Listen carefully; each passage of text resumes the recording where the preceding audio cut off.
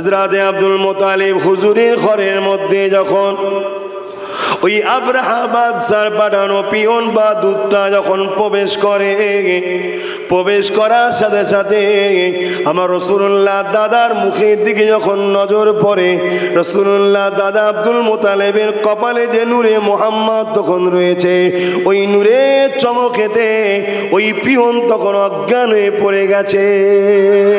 কিছুক্ষণ পরে হুঁশ ফিরেছে, হুঁশ ফিরার পরে আবার যখন কপালের দিকে তাকিয়েছে, নিজেকে কন্ট্রোল করতে পারেনি। ও তো আব্রাহা বাদশার সৈন্যে একজন দূত এসেছে, কিন্তু সেই সময়ের প্রজারা বাদশাকে সেজদা করত, বাদশাকে মাথা নত করত। তাই আব্দুল মুত্তালিব হুজুরের কাছে মাথা নত করতে লেগেছে। কিন্তু আমার রাসূলুল্লাহ দাদা কি বলেছিল? মাথা তোলো, একমাত্র আল্লাহ ছাড়া দ্বিতীয় কারো কাছে মাথা নত করা যাবে না। এ না জওয়ানেরা, অনেক বড় কথা মূল জায়গায় আসি। ওই সময় আব্রাহা বাদশার খাদেম দুধ বলতে লেগেছে, এ মক্কা সরদার, আমাকে বাদশা পাঠিয়েছে কাবাকে ধ্বংস করে দেবে। বাদশার এটাই ইরাদা, আপনার সঙ্গে কোনো ঝগড়া নাই, আপনারা যেন কোনো বাধা দেবেন না। ওই সময় আমার রাসূলুল্লাহ দাদা বলেছিলেন, তোমার বাদশার কাছে আমাকে নিয়ে চলো। বাদশার কাছে নিয়ে যাওয়া হলো। যাওয়ার পরে খাদেম বলতে লেগেছে, আব্রাহা বাদশার খাদেম বলে, আপনি একটু বাইরে থাকেন, আমি আপনার বিষয় মেসেজটা একটু আব্রাহাকে আগে দিই। আব্রাহা সিংহাসনে বসে রয়েছে, বড় জালিম অত্যাচারী অহংকারী বাদশাহ। যখন তার কাছে তার খাদেম গিয়ে বলতে লেগেছে, মক্কা সরদারকে সাথে নিয়ে এসেছি, তবে আপনাকে সতর্ক করে দিচ্ছি, তিনার সঙ্গে বড় আদবের সঙ্গে কথা বলবে। কেন? তিনি সাধারণ মানুষ নয়। তিনাকে দেখার সাথে সাথে তিনার কপালে যে নূর একটা চমকাচ্ছে, আমি অজ্ঞান হয়ে গিয়েছিলাম। তিনি বড় শানওয়ালা মানুষ, তাই একটু আদবের সঙ্গে কথা বলবে। এই যে আব্রাহার খাদেম অন্যজনের তারিফ করছে, এতে আব্রাহা বন্যী অহংকারী, সে বড় রেগে গেল। রেগে গিয়ে বলতে লেগেছে, ডাকো তো কাকে নিয়ে এসেছো। কিন্তু এইদিকে বড় চেয়ারে অহংকারের সঙ্গে আরো হেলান দিয়ে বসলো। কিন্তু আমার রাসূলুল্লাহ দাদা যখন এই তাঁবুর ভেতরে ঢুকতে লেগেছে, আব্রাহা বাদশাহ আমার রাসূলুল্লাহ দাদার দিকে যেই তাকিয়েছে, নূরে মুহাম্মদ রাসূলের চমক নজরে পড়ে গেছে। আব্রাহা বাদশাহ অটোমেটিক উঠে দাঁড়াতে লেগেছে। আরো জোরে বলুন সুবহানাল্লাহ। ইয়া রাসূলুল্লাহ, হাবিবাল্লাহ, হুজুর 70,000 বছর পর পর ওই তারাটা একবার করে চমকায়, একবার চমকায়, 70,000 বছর পর আবার চমকায়। ইয়া রাসূলুল্লাহ, হাবিবাল্লাহ, এইভাবে ওই তারাটাকে আমি 72,000 বার দেখেছি। আল্লাহ নবী বলল, জিবরিল, ওই তারাটা হলো তোমার নবী মুহাম্মদুর রাসূল। তাহলে আমার নবীর বয়স কত? আমার নবীকে আল্লাহ কবে বানিয়েছে এর কোনো ক্যালকুলেটর কেউ দিতে পারবে? যিনি বানিয়েছে তিনি জানেন। তবে এতটুকু আমরা জানতে পেরেছি, আল্লাহ নবীকে সাহাবা হুজুররা জিজ্ঞাসা করেছেন, ইয়া রাসূলুল্লাহ, হাবিবাল্লাহ, আল্লাহ পাক সর্বপ্রথম কোন জিনিসকে সৃষ্টি করেছে? নবী আমার জানিয়েছেন, সর্বপ্রথম আল্লাহ পাক তোমার নবী নূর মুবারককে সৃষ্টি করেছে। আল্লাহ যখন নিজেকে সৃষ্টি করতে চাই, নিজেকে প্রচার করতে চাইলেন, ওই সময় আল্লাহ তিনার হাবিবের নূর মুবারককে তৈরি করলেন। ওই নূরকে আল্লাহ নিজের কাছে কুদরতি ভাবে রেখে দিলেন। কিন্তু দুনিয়া জমিনে যখন আমার রাসূলকে পাঠাতে চাইলেন, কিভাবে পাঠানো শুরু হলো, এইভাবেই সংক্ষেপে একটু আলোচনা করে আল্লাহ পাক হযরতে জিবরাইলকে বললেন, ও জিবরাইল, জমিনে চলে যান, জমিন থেকে মাটি নিয়ে আসেন, আমি আল্লাহ পাক আদমের শরীর বানাবো। হযরতে জিবরাইল দুনিয়া জমিনে চলে আসলেন, মাটি যখন আনতে লাগলে, মাটি মাটি ওই সময় আল্লাহর হস্তে দিয়ে জিবরাইলকে বলতে লেগেছে, আমাকে নেবেন না। হযরতে জিবরাইল আল্লাহ পাকের হস্তা শুনে ফিরে চলে গেলেন, মাটি নিয়ে গেলেন না। আল্লাহ মিকাইলকে পাঠালেন, একই ঘটনা ঘটলো। ইসরাফিলকেও পাঠালেন, একই ঘটনা ঘটলো। হযরতে আজরাইলকে আল্লাহ বললেন, আজরাইল জমিনে যান, মাটি নিয়ে আসেন। হযরতে আজরাইল এসে বলে, যখন মাটি নিতে এসেছি এই জমিন তখন আল্লাহর রাস্তা আমাকে দেয়। আমি জমিনকে বলি, মাটি রে তুমি জিনার রাস্তা দিচ্ছ, সেই আল্লাহ তো আমায় পাঠিয়েছে, কোনো কথা হবে না। তাই আজরাইল জমিন থেকে মাটি নিয়ে গিয়েছিল। আজরাইলের এই কাজ দেখে আল্লাহ পাক আজরাইলকে মানুষের জান কবজের জিম্মা দায়িত্বটা দিয়ে দেয়। বাপ আদম সাল্লামের দেহকে আল্লাহ তৈরি করছে কুদরতি হাত লাগিয়ে, বলুন সুবহানাল্লাহ। কায়নাতে যা কিছু আছে কোনো জিনিস আল্লাহ কুদরতি হাত লাগাইলে, সব বলেছে কুন হো যা, ফায়াকুন, সঙ্গে সঙ্গে হয়ে গেছে। কিন্তু আব্বাজান আদম আলাইহিস সালামের জিসম মুবারককে যখন তৈরি করে, শরীরকে বাশারিয়াত, বাইকারে বাশারিয়াত, মানুষ যখন তৈরি করে, বডি যখন তৈরি করে, মাটির আদমের বডি যখন তৈরি করে, আল্লাহ কুদরতি হাত লাগিয়েছে। এবং আল্লাহ নিজে, কোনো স্যাম্পেল ছিল না, ছিল নাকি এটা দেখে দেখে তৈরি করছে না, আল্লাহ নিজের পছন্দ মডেল আদমের সুরাত, অর্থাৎ আমাদের যে সুরাত, এই যে চোখ, বাপের সুরাতই তো ছেলে পেয়েছি আমরা। চোখ এখানে থাকবে, কান এখানে থাকবে, মুখ এখানে থাকবে, তাতে দাঁত থাকবে, চোখের ওপরে আবার একটা স্যাটার সিস্টেম থাকবে, যাই বলেন না কেন। এভাবে আল্লাহ সব থেকে সুন্দর নকশা মানুষ আদমের দিয়ে আল্লাহ বানালেন, জোরে বলুন সুবহানাল্লাহ। তাই এইটা আল্লাহর পছন্দর ডিজাইন বলে যখন জাহান্নামীরা জাহান্নামে যাবে, এই ডিজাইনও পাঠাবে না, চেহারাকে বিকৃত করে দেবে আল্লাহ। হযরতে আদম আলাইহিস সালামের শরীর তৈরি হয়ে গেল।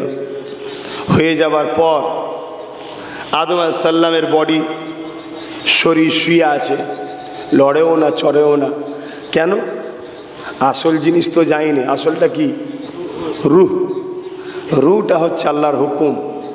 আল্লাহ পাক হুকুম করে দিলেন রূহকে যাবার জন্য, রূহ কিন্তু যাচ্ছে না। আল্লাহ বাজি আশা করে আদমের রূহ, কেন তুমি ভেতরে যাচ্ছ না? ওই সময় রূহ বলতে লেগেছে, আল্লাহ পাক মাটির আদমের ভেতরটা বড় অন্ধকার। এ নওজওয়ানেরা, আল্লাহ ওই সময় নূরে মুহাম্মদ রাসূলুল্লাহ নূর মুবারককে আদমের কপালে বা পৃষ্ঠে আল্লাহ বা রেখে দিলেন। এই রেখে দিবার পর আদম আলাইহিস সালামের রূহ ওই নূরে মুহাম্মদ রাসূলের নূরে দিবানা হয়ে ভেতরে চলে গেল, আর বেরোতে চাইছে না। আল্লাহ পাক আদম নবীকে সম্মানের জন্য সিজদা করার হুকুম দিল। সমস্ত ফেরেশতারা সিজদা করলো, কিন্তু ইবলিস করলো না। এ ফেরেশতা তোমরা কেন করলে? ফেরেশতারা বলেছিল আদমের মাটির শরীর ভেতর দিয়ে নূরে মুহাম্মদ রাসূলকে দেখতে পেয়েছিলাম, ওই নূরের ইশকে দিবানা হয়ে গিয়ে আমরা মাথাকে নত করে দিয়েছিলাম। কিন্তু ইবলিসের চোখ ওই পর্যন্ত। আজকের কিছু মানুষ আছে তাদের চোখ রাসূলুল্লাহর মানুষ পর্যন্ত যায়, নূর পর্যন্ত যায় না। বুঝছেন তো নাকি? অবশ্যই রসুল মানুষ, অস্বীকার করছি না। অস্বীকার করলে ডাইরেক্ট কোরআন অস্বীকার করা হবে, নাউজুবিল্লাহ। কেন? কোরআনে আল্লাহ রসুলকে বাসার বলেছে, কিন্তু নূরওয়ালা বাসার বলেছে, নূরওয়ালা মানুষ বলেছে। তো যাক, আমার যে বিষয়টা আজকে, কিভাবে হুজুর আসলেন দুনিয়ায়। আদম আলাইহিস সালামের দুনিয়ায় চলে এলেন, গন্ধম ফল খেয়েছে, অত ডিসকাসে গেলে হবে না। আম্মা জান হজরতে হাওয়া আলাইহিস সালামের সঙ্গে আরাফার ময়দানে দেখা হলো। আরাফার ময়দান 9 জিলহজ, ওটাও হলো আমাদের জন্য ঈদের দিন। জোরে বলুন সুবহানাল্লাহ। হযরত ওমর ফারুক রাদিয়াল্লাহু তাআলা আন থেকে রয়াত, এক ইহুদি উমর ফারুক হুজুরকে বলেছিলেন, দিনকে আল্লাহ যে কমপ্লিট করে দিলেন, আয়াতটা তোমাদের ওপরে নাজিল না করে যদি আল্লাহ মুসার ওপরে নাজিল করতো, আমরা এই দিনকে ঈদ মানাতাম। হজরতে উমর ফারুক হুজুর বললেন, আরে ওই দিন তো আমাদের দুটো ঈদ অলরেডি ছিল। জোরে বলুন সুবহানাল্লাহ। কেন ওই দিন শুক্রবার ছিল ঈদ, আর একটা হলো আরাফার দিন। উমর ফারুক হুজুর বলছে ওটাও ঈদের দিন। জোরে বলুন সুবহানাল্লাহ। তাহলে শরিয়াতে দুটো ঈদ বাড়ছে না ঈদ বাড়ছে? আরো জোরে বলেন। হ্যাঁ, ঈদ বাড়ছে। বলুন মারহাবা, আলহামদুলিল্লাহ। আল্লাহ আমার রসুলের মাধ্যম দিয়ে আমাদেরকে সব কিছু দিয়েছে, তো সেই নবী আসাতে আমরা কেন খুশি হব না? হযরত আব্বা আদম আলাইহিস সালাম দুনিয়া জমিনে চলে আসলেন। আব্বা জান আদম আলাইহিস সালাম আর আম্মা জান হাওয়া আলাইহিস সালামের সংসারের মাধ্যম দিয়ে জোড়া জোড়া সন্তান হতে লাগলো। একটা পুত্র সন্তান, একটা কন্যা সন্তান। কিন্তু আদম আলাইহিস সালামের একজন সন্তান ছিল, যিনার কোনো সন্তান জোড়া হয়নি, তিনি সিঙ্গেল এসেছিলেন। তিনি হলেন হযরত শীস আলাইহিস সালাম। তাই তেনার সঙ্গে কোনো কন্যা সন্তান আসেনি। আদম আলাইহিস সালাম এই বাচ্চাকে কার সঙ্গে বিবাহ দেবে? আদম আলাইহিস সালাম আল্লাহ পাকের কাছে খানচার দোয়া চেয়েছিলেন। জান্নাতীদের খানচা যখন আসতে লাগে, একটা হুরের মাধ্যম দিয়ে খানচাটা আল্লাহ পাঠায়।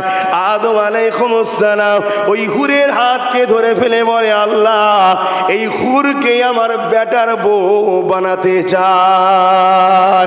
আল্লাহ পাক দোয়া কবুল করে নেয়। হযরত নবী শীস আলাইহিস সালামের সঙ্গে এই জমিনেতে জান্নাতি হুরের নিকাহ হয়েছে। এ নওজওয়ানেরা, আমি যে বিষয়টা বলতে যাইছি, হযরত আদম আলাইহিস সালাম থেকে ওই নূর মুবারকটা হযরত শীস আলাইহিস সালামের পেছনাতে চলে আসে। হযরত শীস আলাইহিস সালাম থেকে কি সমস্যা হচ্ছে মুরব্বির? আরে বাবা, সব খুঁজে নেবে খনি আছে, কিছু ভেতরে ফাঁকা টাকা আছে।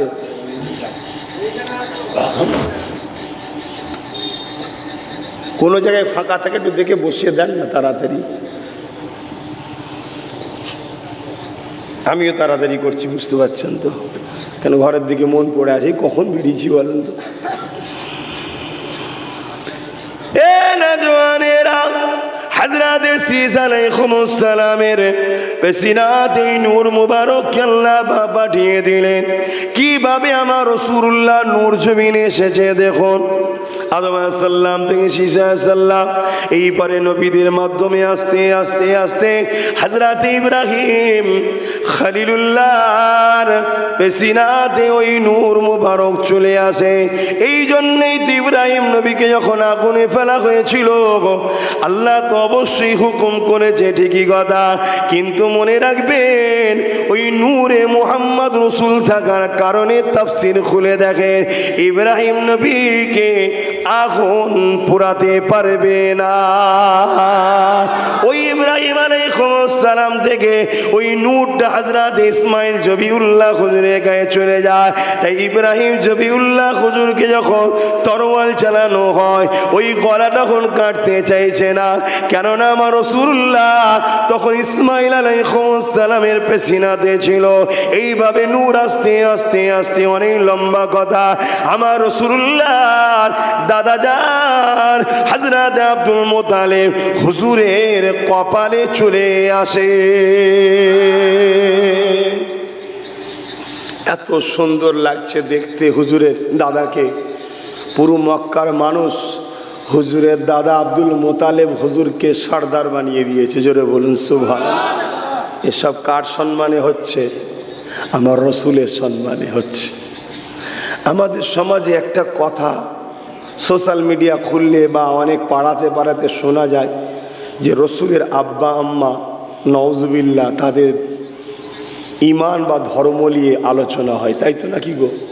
তো রসুলুল্লাহ দাদার কাছে নূর আসছে। বলুন তো ভাই, আপনি সাধারণ একটা মানুষ হয়ে আপনি কোনো পাক পবিত্র জিনিসকে নাপাক জায়গায় রাখবেন? তাহলে আমার আল্লাহ তিনি তিনার নবীর পাক নূরকে নাপাক জায়গায় রাখবে? যদি তার বাপ মা, নওজুবিল্লাহ, আমি কীভাবে বলি, এই ভাষা তো বলাও যাচ্ছে না হুজুরের আব্বা আম্মার সামনে, কিন্তু এরকম কথা শোনা যায় না, যায় না। তা তিনার দাদার কথা একটু শুনুন। হযরত আব্দুল মুত্তালিব হুজুর ওই নূর পেয়ে গেলেন, মক্কা তিনাকে সরদার বানিয়ে দেওয়া হলো। কিন্তু এই সময় একটা ঘটনা ঘটে যায়। বছরে যখন হজের সময় আসে, এলাকা মানুষেরা সবাই আল্লাহর কাবার দিকে আসে। সেই সময় পৃথিবীর মানুষেরা অনেকে হযরতে নবী ইব্রাহিম আলাইহিস সালামের দ্বীনের উপরে কায়েম ছিল। ইব্রাহিম নবী হক না বাতিল গো বাবা? তিনার দ্বীনের উপরে কায়েম ছিল। তো সব তো ইসলামের উপরে, জান্নাতি তো।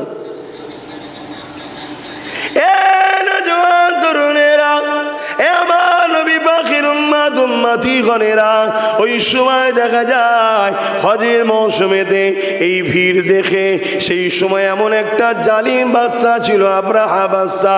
ওই বাদশাহ তার সৈন্য সামন্তকে পাঠিয়ে মক্কা খবরটা নেয়, মক্কায় এত কেন ভিড় হয়। ওই সময় খবরটা বাদশাকে গিয়ে দেওয়া হয়, মক্কায় একটা ঘর আছে, ওই ঘরটার নাম হলো বাইতুল্লাহ।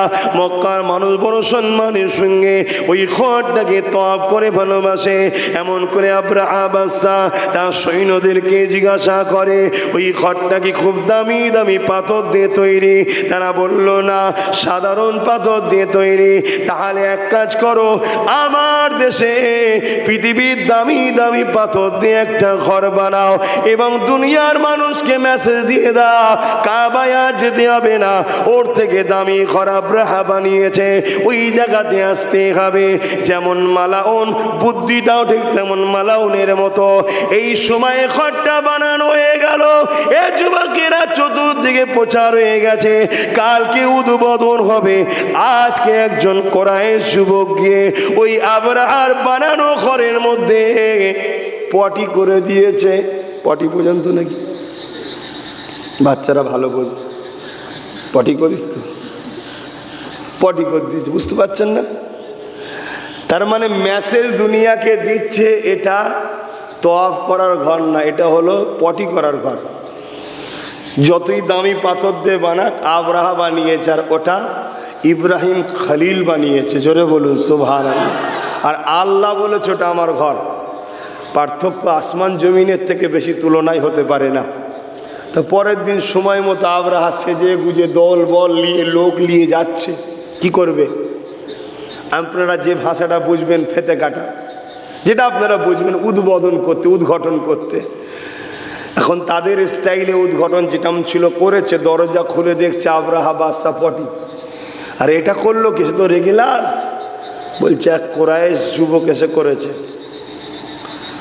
আব্রাহা জালালে এসে গেছে, রাগে বলছে, যতক্ষণ না আমি কাবাকে ধ্বংস করছি ততক্ষণ আমি চুপ বসবো না। জোরে বলুন নাউজুবিল্লাহ। মানে ওর মরার সময় হয়েছে এবারে, না এত বড় কথা বলে ফেললো কেন? কে? ছোট খাটোর উপরে জুলুম করতে করতে করতে যখন দেখবেন বড় জায়গায় হাত দিতে দেয়, জানতে ওর মরার সময় এসে গেছে, ওই জন্য বড় জায়গায় হাত মেরে দিয়েছে। মুসলমান ঘরে ছেলে মেয়েরা, তরুণেরা আব্রাহা বাদশা ঠিক কথা মতো নাজ্জাসী বাদশাকে চিঠি দিয়ে বহু সৈন্য জোগাড় করে, ঘোড়া উট হাতি জোগাড় করে, যুদ্ধের সামান তৈরি করে নিয়ে মক্কা দিকে রওনা দিতে লেগেছে। আল্লাহ ঘর বাইতুল্লাহকে ধ্বংস করে দেবে। তখন আমার রাসূলে পাক সাল্লাল্লাহু আলাইহি সাল্লাম দাদা জান আব্দুল মুত্তালিবের পেশিনাতের মধ্যে রয়েছে। এ যুবকেরা, তরুণেরা, বাপেরা, কিন্তু নাজ্জাসী বাদশা এসে মক্কায় প্রবেশ করলো না। কিছুটা দূরে একটা তাঁবু গাড়ল, ওখানে তারা রয়ে গেল।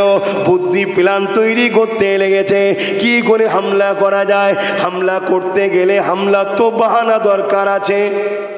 কি গো, বাহানা দরকার আছে না? নাই, খারাপ নেবেন না, একটু টাচ দিচ্ছি। যেমন আমার দেশে আমাদের সঙ্গে ঝগড়া করার জন্যে একটা বাহানা চলছে না? কার ফ্রিজে কি খাবার আছে, খালি কামায় ঢুকে যে মারছে। কি কোথায় বেচারি মুরব্বী মানুষ চকলেট বিক্রি করছে, টেনে তাকে মেরে লাখ করে বার করে দিচ্ছে। এ চলছে না? চলে না? কোথায় বিদেশে কাজে গেছে, মেরে বার করে দিচ্ছে। এটা হচ্ছে বাহানা খুঁজছে। একদল লোক আমার দেশে ঘুরছে, এদের পিছনে আমার ধারণা ভারতের দুশ্মনদের হাত আছে, হয় পাকিস্তানের নাই চীনের হাত আছে এদের পিছনে, যাতে করে এই বাহানা করে একটা ঝগড়া করে দেশটাকে টুকরো করব। এটা হচ্ছে ষড়যন্ত্র। তবে ধন্যবাদ জানাই আমার নবীর পাগলগুলোকে যে আমরা মাতৃভূমির ভালোবাসার স্বার্থে অনেক খামোশ খেয়ে আছি। কেন একটা দড়ি দুদিক দিয়ে টানলে কি হবে? বীজখান দিয়ে দেশ ক্ষতি হয়ে যাবে। তাই আমরা ধৈর্য ধরে আছি। কিন্তু দেশের যারা মাথায় বসে আছে তাদের তো একটু হুঁশ করা দরকার যে কি হচ্ছে এগুলো। কিন্তু হুঁশ করবে কি করে? হুঁশ থাকলে তো করবে, হুঁশই তো নাই। তো যাক, তো আব্রাহা বাদশাও ঠিক প্ল্যান করছে কি করে ঝগড়াটা করা যায়। তা মাথায় ঢুকলে এক কাজ কর, মক্কার লোকেদের জীবজন্তু আশপাশে যা চড়ে সেগুলোকে সব বন্দি কর, তাহলে রেগে যাবে। রেগে গিয়ে আগিয়ে আসবে, মারপিটটা হবে। কথা বুঝছেন না বোঝেন না? তো ওই সময় তাই করলো। আর এমনকি 200 উট ছিল হযরত আব্দুল মোতালেব হুজুরের সর্দার, তিনারও 200 উট ছিল। ওই 200 উটকেও বন্দি করে নিয়েছে। কিন্তু মক্কার মানুষ, কাবাকে থাকা মানুষ, ও সবকে তাওয়াক্কা করে না, কোনো গুরুত্ব দেয় না। যেমন আমরা কোনো গুরুত্ব দিচ্ছি কি? কে আমার মসজিদের সামনে বাঁদর নাচছে এলি আমাদের কিছু মাথায় ব্যথা হচ্ছে, গুরুত্বই দিইনি, ঠিক না? তো মক্কার মানুষেরা সে সময় কোনো গুরুত্ব দেয়নি। রাজা আরো খেপে গেছে যে এত প্ল্যান করছি, ঝগড়া করার হচ্ছে না তো। কি গো, বুঝতে পারছেন না? এরাও প্ল্যান করে ঝগড়া করার হচ্ছে না তো, খেপে গেছে। তখন কি করেছে? ডাইরেক্ট মিলটা দেখবেন, ডাইরেক্ট পিয়ন পাঠিয়েছে বা দুধ পাঠিয়েছে। কি? আমাদের লক্ষ্য কাবাকে মিটিয়ে দেওয়া, আমাদের লক্ষ্য কাবাকে মিটিয়ে দেওয়া। তোমরা চুপচাপ থাকবে, তাহলে কিছু বলবো না। আর আজকেও দেখুন ডাইরেক্ট বিল বার করতে চাইছে, ওয়াকফ সম্পত্তি লেলিয়া, আর কিছু করবো না বলছে না, বলে না? কথা মাথায় ঢুকছে? হ্যাঁ, এসব ইতিহাস কেন ঘটে? নতুন প্রজন্ম যখন এরকম ঘটনা ঘটবে আগের ইতিহাস থেকে শিক্ষা নেবে। এজন্যই তো আল্লাহ ঘটিয়েছে গুলো, এজন্যই তো ঘটেছে। অসুবিধা হচ্ছে তো ভাইরা আমার। যে পিয়ন এসেছে মক্কায় সরদারের কাছে খবর দেবে বলে, তো একজনকে জিজ্ঞেস করেছে, তিনি হযরত আব্দুল মোতালেবের কাছে এই পিয়নকে নিয়ে যাচ্ছে।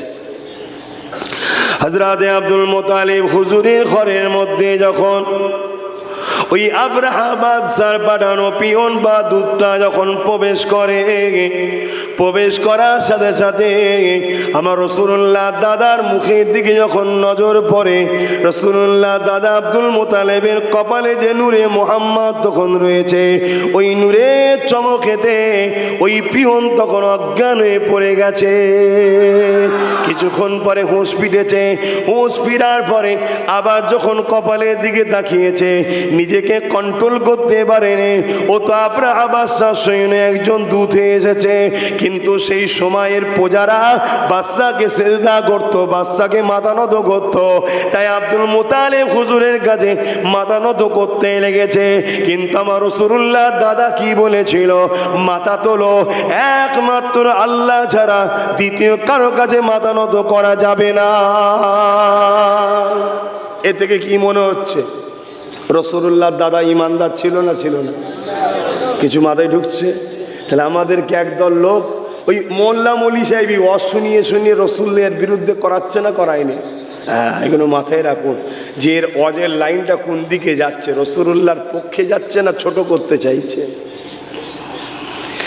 এ না জওয়ানেরা, অনেক বড় কথা, মূল জায়গায় আসি।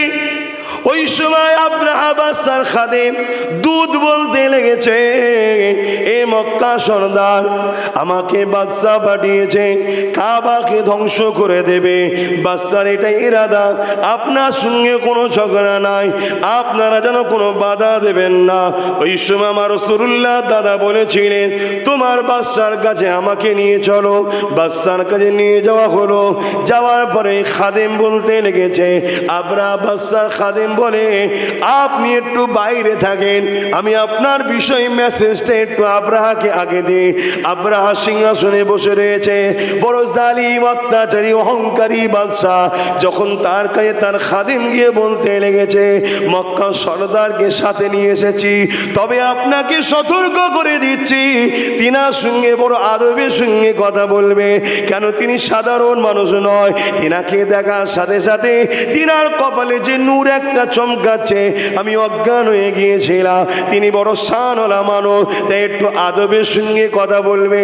এই যে আব্রাহার খাদেম অন্যজনের তারিফ করছে, এতে আব্রাহা বন্যী অহংকারী, সে বড় রেগে গেল। রেগে গিয়ে বলতে লেগেছে, ডাকো তো কাকে নিয়ে এসেছো। কিন্তু এইদিকে বড় চেয়ারে অহংকারের সঙ্গে আরো হেলান দিয়ে বসলো। কিন্তু আমার রাসূলুল্লাহ দাদা যখন এই তাঁবুর ভেতরে ঢুকতে লেগেছে, আব্রাহা বাদশাহ আমার রাসূলুল্লাহ দাদার দিকে যেই তাকিয়েছে, নূরে মুহাম্মদ রাসূলের চমক নজরে পড়ে গেছে। আব্রাহা বাদশাহ অটোমেটিক উঠে দাঁড়াতে লেগেছে। আরো জোরে বলুন সুবহান আল্লাহ। আহা, কি নিয়ামত আমার রসুলকে করেছে। বড় আদবের সাথে ভদ্রভাবে কথা বলছে, অহংকার কেটে গেছে, দাম্ভিকতা কেটে গেছে। কেটে গিয়ে বলছে, জাহাবানা সম্মানীয় ব্যক্তি, আপনাকে বলি, আপনার সঙ্গে মক্কার মানুষের সঙ্গে আমার কোনো ঝগড়া নাই। আমি একটা ঘর বানিয়েছিলাম, তা থেকে মক্কার লোক টফডি করেছে। আমি প্রতিজ্ঞা করেছি কাবাকে ভেঙে দেবো, তাই আপনারা সামনে আসবেন না। রাসূলুল্লাহ দাদা বলছে, আরে মিয়া, আমি তো 200 উট নিতে এসেছি, আমারটা দাও, আমি চলে যাচ্ছি, যার ঘর তিনি সামলাবে। বলুন সুবহানাল্লাহ। কেন? রসুলের দাদা জানে যার ঘর তেনাকে সামলাবার জন্য এই আব্রাহার, কেন পৃথিবীর সব শয়তান এক জায়গায় হয়ে গেল, তিনি যথেষ্ট না? যথেষ্ট নয়। তখন আব্রাহা বাদশাহ অবাক হয়ে যে বলছে, রে কাবাকে আমি ভাঙতে এসেছি, তোমরা কিছু বলবে না? আরে জিনার ঘর তিনি দেখবে, আমারটা নিয়ে এসছেন কেন? আমার 200 উট দেন। আব্রাহা বাদশাহ বলে, এই 200 উট দিয়ে দাও। ভয়ে ভয়ে একদম সম্মানের সাথে, কেন যা ঝলক দেখেছে, ও আর বেশি পাকামো করছে না, দিয়ে দাও। কিন্তু মনের মধ্যে একটা আব্রাহা বাদশাহ শয়তানি খেয়াল জাগলো, আরে ইনি বলে যাচ্ছে লড়াই করব না, কিন্তু ওই দিকে গিয়ে প্রস্তুত নিতে পারে তো। তাই খাদেমদেরকে বলল, যাও আমার সৈন্যগুলোকে এবং আমার যে যুদ্ধের প্রস্তুত উট ঘোড়া হাতি সব রেডি আছে, ওগুলোকে একটু দেখিয়ে নিয়ে আসো। কেন? প্রস্তুত নিয়ে গেলেও দেখার পরে একটু ভয় খাবে, কেন বিশাল সৈন্য নিয়ে এসছে। আর স্পেশাল করে একটা হাতি আছে, ওই হাতিটাকে দেখাবার কথা বলেছে। যুদ্ধের হাতি, জঙ্গি হাতি, বিরাট চেহারা, বিশাল তার গর্জন, এইটাকে স্পেশাল করে দেখিও, যাতে এটা দেখার পরে আব্দুল মোতালেব একটু ভয় খেয়ে যায়, এলাকার লোকেদের ঘরে যে বলবে এটা বাদশার উদ্দেশ্য। কিন্তু কপাল, জানে না আব্রাহা যে কার দাদা এটা, কি কার দাদা। আল্লাহু আকবার। হযরতে আব্দুল মোতালেব হুজুরকে যখন নিয়ে যাওয়া হচ্ছে, ওই হাতিটা কোনো রকম যখন এক ঝলক আমার রাসূলুল্লাহ দাদা আব্দুল মোতালেবের দিকে নজর পড়েছে, দ্রুত কদমে এসে একটা উট যেভাবে জমিনে বসে মাথা হ্যাট করে দেয়, রাসূলুল্লাহ দাদা আব্দুল মোতালেবের কদমে এই হাতিটা মাথা হ্যাট করে দিয়েছে। জোরে বলুন সুবহানাল্লাহ। আরো জোরে বলা যাবে না? কেন? হাতিও দেখে নিয়েছে, হাতিও দেখে নিয়েছে। হাই হাই হাই, অবালা পশুর আমার রসুলকে চিনে ফেলতে পেরেছে, কিছু মানুষ এখনো রসুল চিনতে পারছে না। হায় হায়। আর একটা কথা এই জায়গায় মনে পড়েছে, বিষয়টা একটু অন্য সাইডে হলো। এই জায়গায় যখন মনে পড়েছে একটু টাচ করে দিয়ে যায়। আল্লাহ নবীর কাছে একদিন এক সাহাবী এলেন, ইয়া রাসূলুল্লাহ হাবিবাল্লাহ, আমার একটা উট ছিল, সে পাগল হয়ে গেছে। বাকি সাহাবা ভাইরা বসে রয়েছে। আল্লাহ নবী নূহ নবী তাকে এমন করে বলেন, এ বাবা পশু ডাক্তারের কাছে যাও। আল্লাহ নবী কথা শুনে সাহাবা ভাইদেরকে বললেন, চলো তো বাবা দেখি ওর উটনিটা পাগল হয়ে গেছে, বলে কি সমস্যা হয়েছে দেখি। আল্লাহ নবীর সাথে সাহাবা হুজুরাও দেখতে যাচ্ছে, বড় কৌতূহল লাগছে। উট পাগল হয়ে গেছে, ডাক্তারের কাছে যাবে। হুজুর কেন যাচ্ছে? হুজুর আমার যেতে লেগেছে, হুজুর আমার যেতে লেগেছে। এ যুবকেরা এমন সময় যখন উটের কাজ বরাবর পৌঁছে যায়, ওই উটটা তখন অন্যদিকে মানুষকে তেড়ে তেড়ে ধরে আর কামড়ায়, অন্যদিকে তেড়ে তেড়ে যেতে লেগেছে। অর্থাৎ রাসূলুল্লাহ উটের পিছন দিকে উটের দিকে আগাচ্ছে। উটের মালিক বলে, ইয়া রাসূলুল্লাহ হাবিবাল্লাহ, আপনি বেশি কাছে যাবেন না, ও বড় পাগল হয়ে গেছে, আপনাকে বড় পাগল হয়ে গেছে, কাছে যাবেন না, হুজুর কিছু ঘটনা ঘটে যেতে পারে। আল্লাহ নবী মুচকে এসে বলেছিলেন, বাবা শোনো, তোমাদের নবীকে ওই উটটা খুব ভালোভাবেই চেনে। এ যুবকেরা, তরুণেরা, আল্লাহ নবী পিছন দিকে তার দিকে এগিয়ে যায়, ও অন্যজনকে ধরতে যাচ্ছে, কামড়াচ্ছে, তারা করছে। হঠাৎ করে ওই দিক থেকে যখন মুখটা ঘুরেছে, সোজাসুজি কামলিওয়ালাকে দেখতে পেয়ে গেছে। দ্রুত আমার নবীর দিকে উটটা ছুটে ছুটে আসে, আরে সেই নবী পাকের কদমে মাথা রেখে দেয়। আরো জোরে বলে আহা আল্লাহ ইয়া রাসূলুল্লাহ জিন্দা মারহাবা মারহাবা। তো ভেবে দেখুন, তো রসুলের পাক সাল্লাল্লাহু আলাইহি ওয়াসাল্লামের দাদার কাছে যে হাতি মাথা নত করেছে, এটা দাদার ব্যাপারে নয়, দাদার যে কপালেতে সিনাতে যে নূরে মোহাম্মদ রসুল তখন রয়েছে, ওই ইশকে। কথা বুঝে আসছে? এ নওজোয়ান তরুণেরা, এইভাবে হযরত আব্দুল মুত্তালিব হুজুরের কাছ থেকে ওই নূর মোবারকটা হযরত আব্দুল্লাহ হুজুরের পেশিনাতে আল্লাহ পাঠিয়ে দেয়। কিন্তু এখানে একটু সাইডে যাচ্ছি। হযরত আব্দুল মুত্তালিব হুজুর, তিনার 10 জন বা 11 জন সন্তান ছিল। এমন করে জমজম পানির কূপে পাথর আটকে গিয়ে পানি আসা বন্ধ হয়ে যায়। ওই পাথর যখন খুলতে যায়, মানুষ বাধা দিয়ে দেয়। হযরত আব্দুল মুত্তালিব নিয়ত করেছিল, আল্লাহ আপনি যদি আমার বাচ্চাগুলোকে জন করে দেন, বড় করে দেন, এদের নিয়ে আমি পাথর খুলবো। এই পাথর খোলার জন্যে শুকরিয়া আদায় হিসাবে আমার একটা বাচ্চাকে আপনার রাস্তায় জবাই করব, কোরবানি করব। এ যুবকেরা, তরুণের ওয়াদা মান্যত করে নিল, কথা মতো কাজ হয়ে গেল। কিন্তু এমন করে দেখা যায়, পাথর তো খোলা হয়ে গেল, সন্তানগুলো বড় হয়ে গেল, কিন্তু কুরবানি দিচ্ছে না, মান্যতের আদায় হচ্ছে না। তাই একদিন খবে আল্লাহ বা দেখালে, এ আব্দুল মুত্তালিব, তুমি যে ওয়াদা করেছিলে, ওই ওয়াদাকে কেন ভঙ্গ করছো? তুমি আদায় করে দাও, দেরি করো না। হযরত আব্দুল মুত্তালিব হুজুরের ঘুম ভেঙে গেছে, স্মরণে এসে যায়, সন্তান দিয়ে করে নিয়ে আলোচনা করতে লেগেছে। প্রতিটা সন্তান শোনার পরে বলে, আব্বা জান, আপনি আমাকে আল্লাহর রাস্তায় কুরবানি করো। সবাই বলছে কুরবানি করো।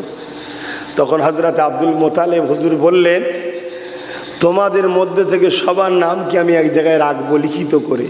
তখনকার সময় যে সিস্টেম ছিল ভাই, পাথরে খোদাই করা হোক, কাগজি হোক, কি সিস্টেমে লিখে এক জায়গায় রেখেছে, তার মধ্যে থেকে যখনই নাম তুলেছে আর নাম উঠেছে হযরতে আব্দুল্লাহ, আমার রাসূলুল্লাহর আব্বা জানেন নাম। আর তখন ওই নূর হযরত আব্দুল মুত্তালিব থেকে অলরেডি আব্দুল্লাহ হুজুরের পেশিনাতে চলে গেছে। এই চলে যাওয়ার জন্য হযরত আব্দুল্লাহ হুজুরকে মক্কার মানুষ সবাই সম্মান করে, ভালোবাসে, নিজের ভাইয়েরাও ভালোবাসে।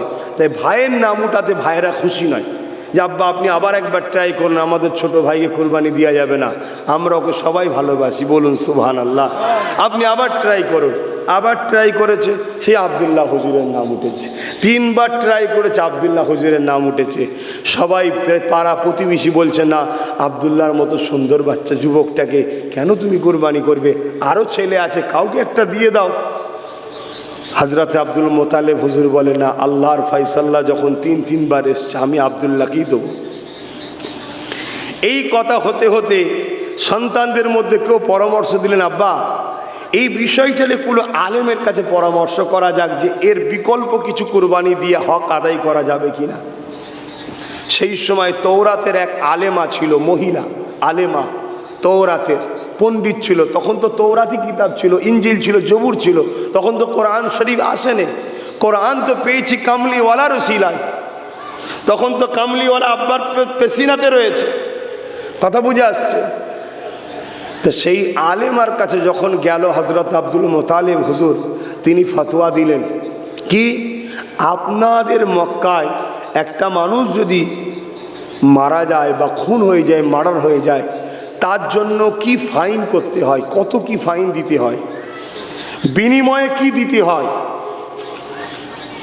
হজরত আব্দুল মোতালেব হুজুর বললেন 10টা লাল উট দিতে হয়। আর মক্কায় সুরখ লাল উটের প্রচুর তখন ভ্যালু, 10টা দিতে হয়। ওই আলেমা ফতোয়া দিচ্ছে, আপনি একটা কাগজে হজরত আবদুল্লাহ হুজুরের নাম লিখবেন, আর একটা কাগজে 10টা লাল সুরখ উটের নাম লিখবেন, লিখে ডালুন, তুলুন। যদি আবদুল্লাহর নাম ওঠে তাহলে জানবেন আরও 10টা বাড়াবেন, তাহলে কটা হবে? 20টা। তারপরে আবার দিন 20টা উট আবদুল্লাহ হুজুরের নাম। যদি আবার আবদুল্লাহর নাম ওঠে তাহলে 30টা উট দেবেন, 30টা উট আবদুল্লাহ হুজুরের নাম। আবার যদি ওঠে, এভাবে 10টা করে বাড়াবেন। এভাবে দিয়ে ট্রাই হচ্ছে। 50টায় আবদুল্লাহ হুজুরের নাম, 60টায় আবদুল্লাহ হুজুরের নাম, 80টা তো আবদুল্লাহ হুজুরের নাম, 90টা তো আবদুল্লাহ হুজুরের নাম। যখন 100টা উট আর আরেকটা যাই সিস্টেম ছিল, আমি আমার ভাষায় বুঝাবো, তবে বুঝতে পারবেন, কাগজে আবদুল্লাহ হুজুরের নাম। ওই সময় যখন তুলেছে দেখছে 100 উটের নাম এসেছে, জোরে বলুন সুবহানাল্লাহ। কিন্তু উনি ইতমিনানে কলবের জন্যে আবার 100 উটের কাগজ আর আবদুল্লাহ হুজুরের নামটা আবার দিয়েছে, দিয়ে আবার তুলেছে, দেখছে আবার 100 উট। আবার একবার করেছে, 3 বারও 100 উট। তখন তিনি শুকরিয়া আদায় করে আল্লাহকে সেজদা দিলেন, জোরে বলুন সুবহানাল্লাহ। হযরত আব্দুল্লাহ হুজুরের বিনিময়ে 100টা উটকে কুরবানি দিয়ে মান্নতের হক আদায় করে দিলেন। এ যুবকেরা, তরুণেরা, এ নবী পাকের প্রেমিকেরা, আজ আমরা বাড়িতে অনেকে অসুস্থ হলে এমন করে আমরা পশুকে জবাই করে মান্নত করি, জানের বিনিময়ে জান আল্লাহ ফিরিয়ে দেন, এই আশায় আমরা করে থাকি। এ নবী পাকের তরুণীরা, যুবকেরা, হযরত আব্দুল্লাহ হুজুর বড় হতে লেগেছে। বিবাহের জন্য হযরত আব্দুল মুতালিব হুজুর আব্দে মুন্নাফের কন্যা আম্মা জান হযরত আমিনা হুজুরের সঙ্গে কথা পাঠাতে লেগেছে। ঠিক এমনই সময় এক তৌরাতের আলেমা মহিলা হযরত আব্দুল্লাহ হুজুরকে একদিন দেখতে পায়। ওই দেখতে পাওয়ার পরে বলেছিল, আপনি কি সেই আব্দুল্লাহ যিনার বিনিময়ে 100টা উটকে কোরবানি দেওয়া হয়েছিল? তখন তিনি বললেন, হ্যাঁ। ওই সময় আলেমা বলেছিল, আমি আপনাকে 200 লাল উট দেবো, কিন্তু একটা শর্ত হলো, আপনাকে আমাকে নিকাহ করতে হবে, বিয়ে করতে হবে। কেননা ওই আলেমা সে তার কিতাবে জ্ঞান তাকে জানিয়েছে আখিরি নবীর আব্বার বিনিময়ে 100 উটকে কুরবানি করা হবে। এবং আব্দুল্লাহ হুজুরের পেশিনাতে যে নূর ছিল ওই আলেমা তখন দেখেছিল। কিন্তু হযরত আব্দুল্লাহ হুজুর একটাই কথা বলেছিলেন, এই বিবাহের ব্যাপারে আমার গার্জিয়ান রয়েছে, তারা কথা বলবে। এ যুবকেরা, তোমরাও তোমাদের নেকার ব্যাপারে গার্জিয়ানের উপরে নির্ভর করো। নিজেরা যদি এগিয়ে যেতে চাও, মনে রাখবে চোখের নজর বেশি দিন কিন্তু টিকবে না, ওখানে তুমি ধোঁকা খেয়ে যেতে পারো, কিন্তু তোমার বাপ মা কখনো সন্তানকে বানে ভেসিয়ে দিতে পারে না, এই বিশ্বাস তাদের উপরে রাখতে পারো। এখন যে বিষয়ে আলোচনা করতেছে, হযরতে আব্দুল্লাহ হুজুরের সঙ্গে হযরতে আম্মা আমেনা হুজুরের বিবাহ হয়ে যায়।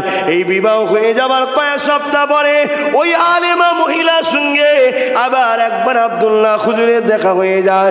ওই দেখা হওয়ার পর ওই আলেমা মহিলা কিন্তু আর আব্দুল্লাহ হুজুরের দিকে একবার দেখে মুখ ঘুরিয়ে চলে যেতে লেগেছে। ওই সময় আব্দুল্লাহ হুজুর বলতে লেগেছে, এ আল্লাহ পাকের বান্দি রে, কিছুদিন আগে তো তুমি আমাকে 200 উর্দে নেকার প্রস্তাব দিয়েছিলে, আজ আমার দিকে তাকিয়ে মুখ ঘুরিয়ে চলে যাচ্ছ কেন? ওই আলেমা বলেছিল, এ আব্দুল্লাহ, আমি একজন তৌরাতের পণ্ডিত, আমি একজন তৌরাতের আলেম, আমাকে সাধারণ মহিলা মনে করো না, আমিও পাক পবিত্রতা বুঝি, কিন্তু মনে রাখবে আব্দুল্লাহ তোমার কি নেকা হয়ে গেছে? হ্যাঁ, নেকা হয়ে গেছে। আব্দুল্লাহ, সেদিন তোমার কপালে যে নূর চমকেছিল আমার কিতাব প্রমাণ করেছিল তোমার কাছে আখেরি নবী রয়েছে, এই আখেরি নবীর মা হবার তামান্নায় আমি তোমাকে বিয়ের প্রস্তাব দিয়ে দিয়েছিলাম। আব্দুল্লাহ জানতে পারি কার সঙ্গে বিয়ে হয়েছে। হযরতে আব্দুল্লাহ হুজুর বলে, আব্দে মুন্নাফের কন্যা আমেনার সঙ্গে। ওই মহিলা চোখ ভরা পানি নিয়ে বলে, মুবারক হোক আমেনাকে, যিনি সৈয়দুল মুরসালিনের মা হয়ে গেছে।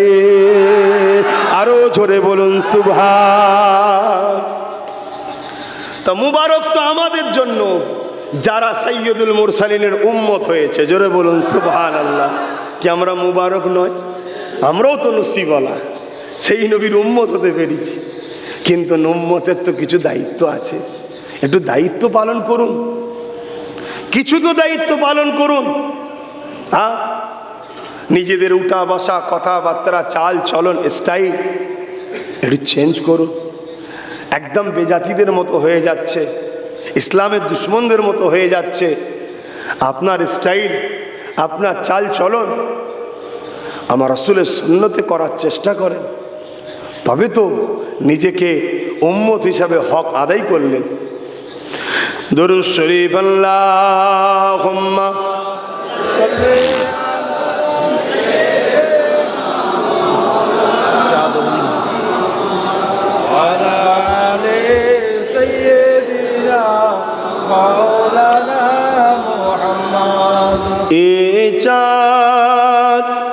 रबीउल अव्वल का चमकाता है, चमकाएगा ये चाँद, रबीउल अव्वल का चमकाता है, चमकाएगा। ईमान अकीदत का जलवा दिखलाता है, दिखलाएगा ये चाँद, रबीउल अव्वल का चमकाता है, चमकाएगा। दीवाना नबी का दुश्मन से टकराता है, टकराएगा।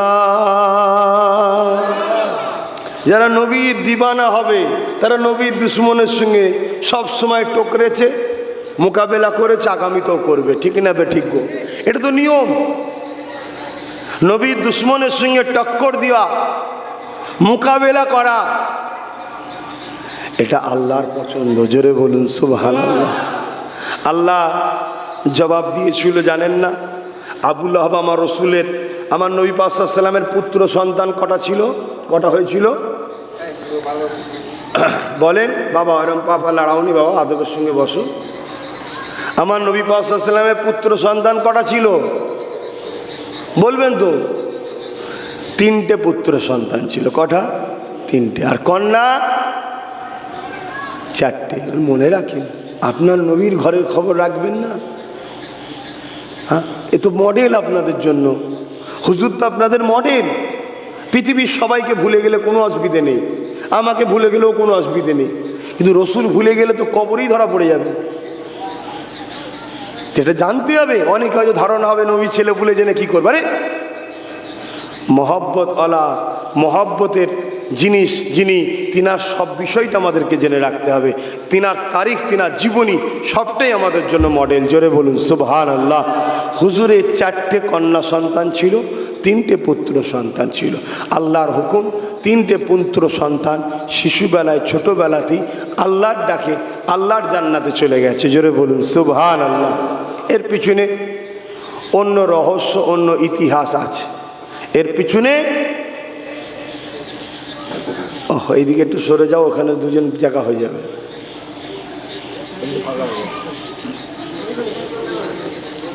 আচ্ছা একটু সরে যাও, একটু সরে যাও না বাবা।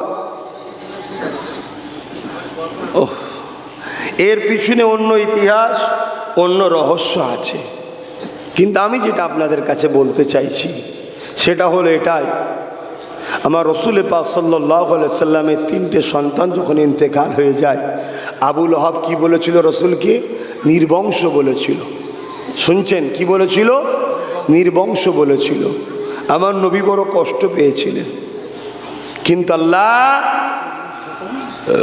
তার জবাব দিয়েছিল, ইন্না আতাইনাকাল কাউসার, হাবিব আমি আপনাকে কাউসার দান করেছি। জোরে বলুন সুবহানাল্লাহ। ফাসাল্লি লিরাব্বিকা ওয়ানহার, আপনি নামাজ সালাত, রাতের আয়াতে আপনি নামাজ সালাত আদায় করুন।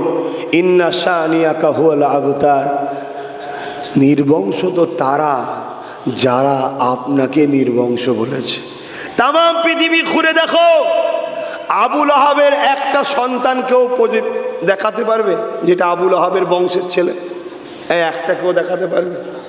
কিন্তু তাম পৃথিবী ঘুরে দেখো, হাজারো নয় লাখো লাখো আলে রসুল, আওলাদে রসুল পৃথিবীর বুকে রয়েছে। জোরে বলুন সুবহানাল্লাহ। তাহলে আল্লাহ পছন্দ করে, বা আল্লাহ সুন্নত হলো নবীর দুশ্মনদের ঘরে জবাব দেওয়া। তাহলে আমরা নবীর দুশ্মনদের জবাব দেবো না? এটা আল্লাহ পছন্দ করবে। दीवाना नबी का झंडा लहराता है लहराएगा, ए चाँद रबीउल अव्वल का चमकाता है चमकाएगा।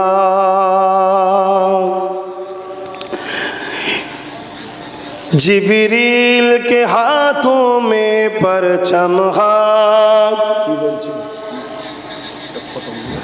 एक परचम अर्श के ऊपर है, एक काबा पर एक अक्सा पर, एक परचम अर्श के ऊपर है, एक काबा पर एक अक्सा पर, जिब्रील के हाथों में परचम लहराता है लहराएगा। अल्लाहुम्मा सल्ली अला मौलाना मुहम्मद वाला आली मौलाना। আমার আব্বা জানেরা, তাহলে হযরত আব্দুল্লাহ হুজুরের পেশিনা থেকে ওই নূরে মুহাম্মদ সাল্লাল্লাহু আলাইহি সাল্লাম আম্মা জান আমিনা হুজুরের পবিত্র শরীর মুবারকে চলে আসে। জোরে বলুন সুবহানাল্লাহ। আম্মা জান আমিনা বলেন, মাস কয়েক মাস 3 থেকে 4 মাস আব্দুল্লাহ সঙ্গে সংসার করলাম। কাজের জন্য শাম দেশে আব্দুল্লাহ চলে গেল। ফিরার সময় মদিনা জমিনে হযরত আব্দুল্লাহ হুজুর ইন্তেকাল হয়ে গেল। এই খবর যখন মক্কা জমিনে আসে, দাদা বড় দুঃখ পেতে লাগলো। আমার রাসূলুল্লাহ দাদা আব্দুল মুত্তালিব বড় ব্যথা পেতে লাগলো। দাদি জানো ব্যথা পেতে লাগলো। সবাই ব্যথা পেয়েছে, কিন্তু আম্মা মেজান আমিনা হুজুর বড় ব্যথা পেতে লাগলেন, বড় কষ্ট পেতে লাগলেন। দিনের বেলা কান্নাকাটি করতে গেলে কেউ না কেউ সান্ত্বনা দিয়ে থামিয়ে দেয়। তাই রাতের আধারে আম্মা বড় রাজারি কাঁদাকাটি করে স্বামীর জন্যে। এ যুবকেরা, কিন্তু এইটাকে আমার আল্লাহ পাক এমন করে কাজ করে দিলেন, কি করলেন? প্রতিটা রাত্রিরে একজন করে নবী আলাইহিস সালাম এবং তিনার স্ত্রীদেরকে পাঠিয়ে দিয়ে আম্মা আমেনাকে মুবারকবাদ জানায় ও সান্ত্বনা দিতে লেগে যায়। এ নওজোয়ান তরুণেরা, এইভাবে আম্মা জানেন রাত আসে দিন যায়, দিন আসে রাত যায়। এমন করে আম্মা জান আমিনা বলে আমার শরীরে খুশবু বাইর হতে লেগেছে, এলাকায় চর্চা শুরু হয়ে গেছে। আমিনা কোথা থেকে খুশবুটা পায়? এত খুশবু বাইর হয়। আম্মা জান হযরতে আমিনা হুজুরের এমন করে এই খবরটা চতুর্দিকে ছড়িয়ে যায়। হযরতে আব্দুল মুত্তালিব হুজুরের স্ত্রী একদিন আম্মা আমিনাকে জিজ্ঞাসা করে, মারে তুমি আতর কোথা থেকে পাও? আম্মা আমিনা বলেছিলেন, আম্মা আতর আমার নয়, এ আতর হলো আমার গর্ভে যিনি রয়েছে তিনার শরীরের খুশবু। এ যুবকেরা, তরুণেরা, 1 মাস 2 মাস 3 মাস যায়, তোমার আমি যখন মায়ের পেটে ছিলাম আমার পেট বড় হতে লেগেছিল, কিন্তু আম্মা জান আমিনা বলেন আমার 7 মাস 8 মাস কেটে যাচ্ছে, আমার পেট কখনো বড় হচ্ছে না এবং মায়েদের চলতেও বড় কষ্ট হয়। কেন? বাচ্চা বড় হলে চাপ লাগে, ভারী হয়, ব্যথা যন্ত্রণা সবই হয়। আম্মা আমিনা বলেন কিছুই হয় না এবং কোনো ভারী অনুভব করতে পারি না। ও আম্মা আমিনা, কি করে আপনি ভারী অনুভব করবেন? কেননা আপনার গর্ভে তো নূরওয়ালা নূর ছিল। আরো জোরে বলুন সুবহান।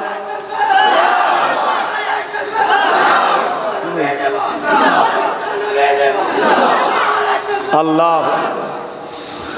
এইভাবে আমার হুজুর পাক সাল্লাল্লাহু আলাইহি সাল্লামের খুশিতে দিন রাত কাটছে। আম্মা জানের সময় হয়ে গেছে দুনিয়ায় আসার।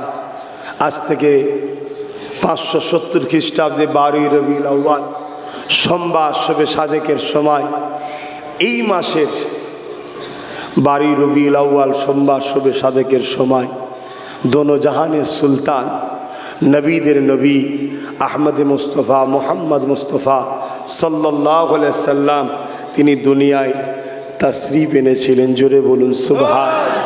আম্মা জান হযরত আমিনা হুজুর বলছেন আমার ঘর আলোকিত হয়েছে, মাগরিব থেকে মাশরিক পর্যন্ত আলোকিত হয়েছে। হযরতে জালালউদ্দিন সুয়ুতি খাসাসুল কুবরার মধ্যেও লিখছে পুরো পৃথিবী আলোকিত হয়ে গিয়েছিল। জোরে বলুন সুবহানাল্লাহ। শুধু এই জায়গায় নয়, আমার নবী পাক সাল্লাল্লাহু আলাইহি ওয়াসাল্লাম এমন করে যখন হযরতে দুদমা হালিমা হুজুরের ঘরে ছিলেন,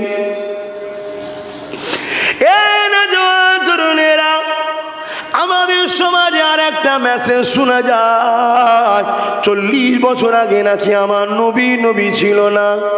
বলুন নাউজুবিল্লাহ। কিন্তু আপনাদের সাধারণ জ্ঞানকে জিজ্ঞাসা করি, মুজিজা কাদের দ্বারা হয়? জোরে বলুন। হযরত ঈসা আলাইহিস সালাম পাখি তৈরি করে তার গায়ে হাত বুলিয়ে দিচ্ছে, পাখি উড়ে চলে যাচ্ছে। মরা মানুষের কবরের কাছে গিয়ে বলছে কুম বিইজনিল্লাহ, ওঠো আল্লাহর হুকুমে।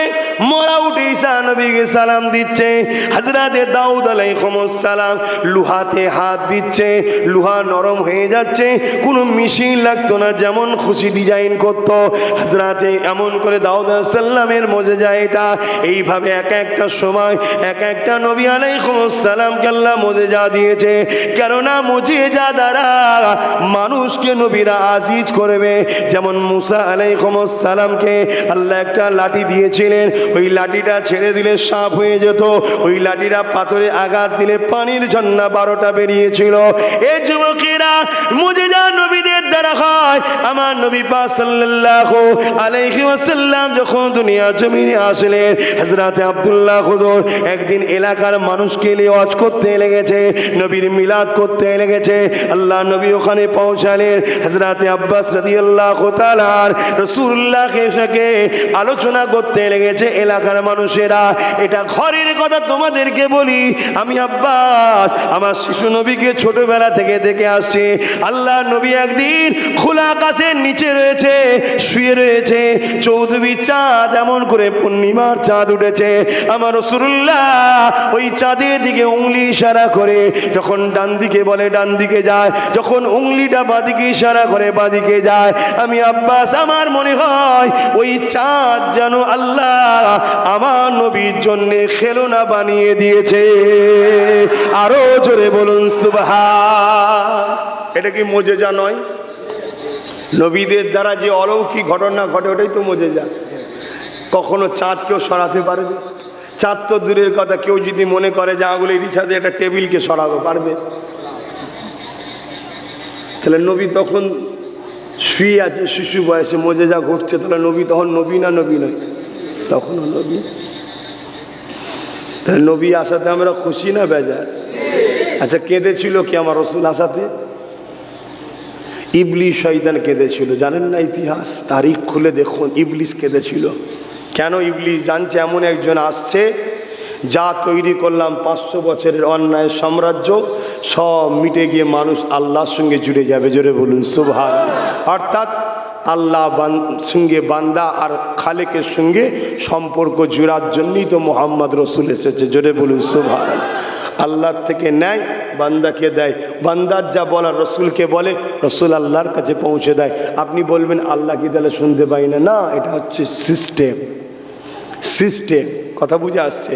এই যে হুজুরের দরবারে ফারিস্তা রাখা আছে, সালাম দিলে হুজুরকে শোনায়, হুজুর কি শুনতে পায় না? এটা হচ্ছে দরবারের আদব। আল্লাহ পাকের দুজন ফারিস্তা রাখা আছে, যে যা বলে তামান্না দুয়া টোয়া সব ফারিস্তা আল্লাহর দরবারে সেগুলো পেশ করা হয়। এটা আমরা দুনিয়া জমিনও অনেক সময় দেখেছি, বাদশার দরবারে বলা হয় অমুক এই জিনিস পেশ করেছে, এটা বাদশার দরবারে আদব। তাহলে দোনো জাহানের বাদশাহ যিনি, তিনার দরবারের আদবের জন্য গোলামি করতে আল্লাহ ফারিস্তাকে রেখেছে। জোরে বলুন সুবহানাল্লাহ। সকাল সন্ধ্যা যারাই দরুদ পড়ে তাদের নাম ধরে হুজুরকে বলা হয়, হুজুর আপনার অমুক গোলামের বেটা অমুক গোলাম আপনার উপরে এতবার দরুদ পড়েছে। জোরে বলুন সুবহানাল্লাহ। এটা দরবারের আদব। কথা বুঝে আসছে তো? যাক, আমি ওদিকে যাচ্ছি না। আমি যেটা বলতে চাইছিলাম সেটা হলো এটা। কি কথা বলছিলাম বলবেন তো? কি কথা বলছিলাম? হ্যাঁ, আপনাদের কি খিদে পেয়েছে? হ্যাঁ, আমার রাসূল পাক সাল্লাল্লাহু আলাইহি সাল্লাম উংলি দিয়ে চাঁদ সরাচ্ছে। এ নওজোয়ান তরুণেরা, এ নবী পাকের প্রেমিকেরা, শুধু এটা একবার নয়, আল্লাহ নবী দুধমা হালিমা করে যখন আমার রাসূলুল্লাহ গিয়েছিলেন, হযরত সুহাইবা তিনি বলতে লেগেছে, আমি আমার শিশু নবী মুহাম্মদ রাসূলকে করে নিয়ে এক পূর্ণিমা চাঁদের রাত্রে বাইরে বেরোলাম। রাসূলুল্লাহকে কোলে নিয়ে বসে রয়েছে শিশু নবী আমার কোল থেকে নিয়ে আগুলের ইশারা করতে লেগেছে আর মুচকে মুচকে আসতে লেগেছে। কিসের জন্য মুহাম্মদ রাসূল হাসে? আমি আসমানের দিকে মুখটা তুলে দেখলাম, আহারে রাসূল আমার উংলির ইশারা যেদিকে খেলায় চাঁদও সেদিকে গেলে, যেদিকে হিলায় চাঁদ সেদিকে গেলে। এক পদে আমার রাসূলকে চাঁদ খুশি করার জন্য খেলনা হয়ে নাচতে লেগেছে। এ যুবকেরা, তরুণেরা, বড় হয়ে তো নবী আমার দুনিয়ার জমিন থেকে দাঁড়িয়ে আসমানের চাঁদকে তো দুটুকরো করে দিয়েছে। শুধু দুটুকরো করেছে তা নয়, এক টুকরো হয়ে যে এক ফালি পাহাড়ের এই প্রান্তে দাঁড়িয়েছে আর এক ফালি ওই প্রান্তে গিয়ে দাঁড়িয়েছে। কিছু সময় নয়, অর্ধেক রাত পর্যন্ত এইভাবে দাঁড়িয়েছিল। এই যুবকেরা শুনে রেখে দাও, ওই যে আকাশের চাঁদ দেখছো ওটাও তো রাসূলুল্লাহ নূর থেকেই তৈরি হয়েছে। এ যুবকেরা, তরুণেরা, বাবেরা, এক বাচ্চা ছিল চিরামান বাচ্চা, সে তখন গরমের সময়তে ফাঁকে বেরিয়েছিল চাঁদনি রাতে, বাইরে বেরিয়ে আনন্দ করছে, বসে আছে সাথীদের নিয়ে, আকাশের চাঁদ কাবার জমিন থেকে দুটুকরো হচ্ছে, রাসূলুল্লাহ করছে। এই দৃশ্যটা দেখে সে বড় ঘাবড়ে গিয়েছিল, কিন্তু তারিখটাকে নোট করে রেখেছিল। পরবর্তী সময় হযরতে মালিক হুজুর যখন হিন্দুস্তানের জমিনের কেরলে ব্যবসা করতে আসে, ওই কেরলের রাজা জিজ্ঞাসা করেছিল, এ মালিক রে, এরকম ঘটনা ঘটেছিল। হযরতে মালিক বলেছিলেন, ওটা আমাদের নবী নূহ নবী, আল্লাহর বন্ধু, এমন করে জমিনে দাঁড়িয়ে আকাশের চাঁদকে দুটুকরো করেছিল। এই কথা শুনে রাজা দেরি করেনি, সঙ্গে সঙ্গে রেডি হয়ে যে মক্কার জমিনে চলে যায়, ইমানের কলেমা পড়ে নেয়। বাড়িতে ফিরার সময় রাস্তায় আল্লাহ হাওয়ালে চলে যায়, অর্থাৎ ছিল সে কাফের। রাসূলুল্লাহর মুজিজা দেখে ভারতের জমিন থেকে আজিজ হয়ে গেল, ইমানের কলেমা পড়ে আল্লাহর জান্নাতি মানুষ হয়ে চলে গেল। এই জন্যে মুজিজা দেখানো হয়, এই জন্যে মুজিজা আল্লাহ নবীদেরকে দিয়েছে, যেটা দেখে মানুষ আজিজ হবে, অ্যাট্রাকশন হবে। এ যুবকেরা, তরুণেরা, আমার নবী পাক সাল্লাল্লাহু আলাইহি ওয়াসাল্লাম দুনিয়ার জমিনে এসেছে, নবী হয়ে এসেছে। তার আগেও নবী ছিল, যখন কিছুই ছিল না তখনও নবী ছিল। তাই তো নবী যখন দুধমা হালিমার উটনিতে উঠলো, উটনি তখন শক্তিশালী হয়ে গেল, এটাও তো মুজিজা। যখন হালিমার ঘরে গেল, কুয়াতে পানি ছিল না, পানি পরিপূর্ণ হয়ে গেল, এটাও তো মুজিজা। যখন বকরির দুধের পাটে দুধ ছিল না, রাসূলুল্লাহ পৌঁছালো, দুধ ভর্তি হয়ে গেল, এটাও তো মুজিজা। এ যুবকেরা, তরুণেরা, তার আগে রাসূল যখন আম্মা আমিনা করেছিল, গর্ভে ছিল, পেটে ছিল, পাক শরীরে ছিল, আম্মা আমিনা যখন কুয়ার কাছে যায়, ওই কুয়া থেকে সালাম আসতে লেগেছে, দেখছে পানি ভূমিকম্প সময় যেমন ফলে, কুয়া থেকে ফুলে ফুলে কানা এসে যায়, আর বলতে লেগেছে, আমিনা রে, আসার কি দরকার ছিল, ডাকটা দিলেই তো ঘরে পৌঁছে যেতাম, কেননা তোমার গর্ভে যিনি রয়েছে তিনি তো আমাদেরও নবী। আরো জোরে বলুন সুবহান আল্লাহ। আল্লাহ সেই নবীকে ভালোবাসেন, পিয়ার করেন। বিশ্বজুড়ে চক্রান্ত চলছে আমাদের ঘরে নবীর প্রেম ও আদব থেকে বিচ্ছিন্ন করার। নবীর প্রেম ও আদব আমাদের জন্য চলার পথের, যেমন অন্ধকারে চলা যায় না, রসুল ছাড়া দুনিয়া আখেরাতেও কোনো কামিয়াবি নাই। আর এটাই প্ল্যান চলছে। তাই কখনো মিলাদুল নবী করলে বিরোধী, কখনো রসুলের নূরলে বিরোধী, হায়াতুল নবীলে বিরোধী, শাফাআতুল নবীলে বিরোধী, মেরাজুল নবীলে বিরোধী, একটার পর একটা ফিতনা হয়েই যাচ্ছে। তাই আপনাদের বলবো, মজবুত হন, মজবুত হন, মজবুত হন। গ্রামের দুটো মানুষ বিগড়ে গেলে এই পুরো গ্রাম অশান্তি হবে, এটা তো উচিত নয়। অতএব এই পুরো গ্রাম যেমন মুজাদ্দেদ জামান দাদা হুজুরের ওপরে কায়েম মাকাম আছে, এর ওপরে মজবুত থাকেন, মজবুত থাকেন। না হয় কী হবে, কে কোথা থেকে এসে এমন কিছু ঘোটালা গণ্ডগোল করে দিয়ে যাবে, দেখা যাবে গ্রামে একটা ফিতনা তৈরি হয়ে গেল। তাই নিজেদের মধ্যে একতা রাখুন। রসুল পাক সাল্লাল্লাহু আলাইহি সাল্লামের রেখে যাওয়া যে আদর্শ, যে দিন, এবং সাহাবা হুজুররা নবীকে যেভাবে মেনেছে সেইভাবে মানার চেষ্টা করুন। আপনারা আম মানুষ, আপনাদের জন্য সবথেকে উত্তম হলো, আল্লাহর নবী বলেছেন মুজাদ্দেদ আসবে, তাই দাদা হুজুর পীর কেবলা হলেন মুজাদ্দেদ, তিনাকে ফলো করুন। আমার কথাবার্তারা ভাষাতে যদি আঘাত লাগে ওটা আলাদা বিষয়, দূরে থাকুন, কিন্তু দাদা হুজুর তো মুজাদ্দেদ, তিনাকে ফলো করুন। নিজেদের মধ্যে নতুন নতুন মত তৈরি করবেন না, তাহলে জানবেন এটা আমাদের জন্যই ধ্বংসের কারণ হবে। আজকে কি হচ্ছে, আজকে কি হচ্ছে, সব কেড়ে নিয়ে এখন বলছে ওয়াকফ বিলটাকে দিয়ে আমাদেরকে পুরো নিশ্চিহ্ন করে দেবার প্ল্যান চলছে। জানেন তো নাকি কেন্দ্রের সরকার একটা প্ল্যান তৈরি করেছে, তবে এখন স্থগিত আছে, কিন্তু এই স্থগিত থাকবে কি? আমি তো 4-5 বছর আগে থেকে বলছি বড় ভয়ঙ্কর দিন আসছে, ভয়ঙ্কর দিন আসছে। হায় হায় হায়, আল্লাহ আমাদেরকে হিদায়াত করুক। এটা কেন করতে চাইছি জানেন? আমাদের যে নিশানাগুলো আছে, মসজিদ হচ্ছে আমাদের পেহচান, মাদ্রাসা হচ্ছে আমাদের পেহচান, কবরস্থান আমাদের পেহচান। তা 1000 বছর, 700 বছর, 800 বছরের মসজিদ, কবরস্থান, মাদ্রাসা প্রমাণ করছে ভারতবর্ষে হাজার হাজার বছর ধরে মুসলমান আছে।